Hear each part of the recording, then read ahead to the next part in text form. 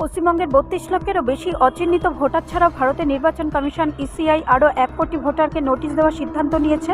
রাজ্যের ভোটার তালিকার চলমান বিশেষ নিবিড় সংশোধন এসআইআর প্রক্রিয়ার অংশ হিসাবে তাদের বিভিন্ন কেন্দ্রে শুনানির জন্য উপস্থিত হতে বলা হবে।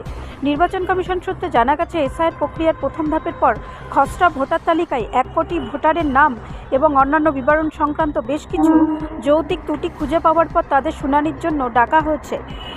সূত্রের মতে, নির্বাচন কমিশন সোমবার পশ্চিমবঙ্গে মুখ্য নির্বাচনী আধিকারিক সিইও মনোজ আগরওয়াল এবং অন্যান্য কর্মকর্তাদের সাথে একটি বৈঠক করে এবং এই সপ্তাহের মধ্যে ওই ১ কোটি ভোটারকে নোটিশ জারি করার নির্দেশ দেয়। জাতীয় নির্বাচন সংস্থাটি আগরওয়ালকে রাজ্যের জেলা ম্যাজিস্ট্রেটদের ডিএম, যারা জেলা নির্বাচনী আধিকারিক ডিইও হিসাবে দায়িত্ব পালন করেন, তাদের মাধ্যমে বিষয়টি সম্পর্কে সচেতনতা তৈরি করতে এবং নোটিশ জারির প্রক্রিয়া শুরু করতে বলেছে।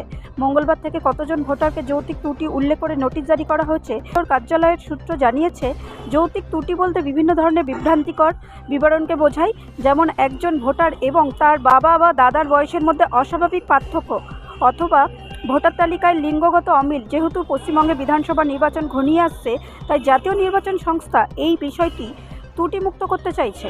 এসআইআর প্রক্রিয়ার পর যৌক্তিক ত্রুটির বিভাগের অধীনে চিহ্নিত ভোটারের সংখ্যা আগে ১.৩৬ কোটি থেকে কমে এখন প্রায় ১ কোটিতে দাঁড়িয়েছে।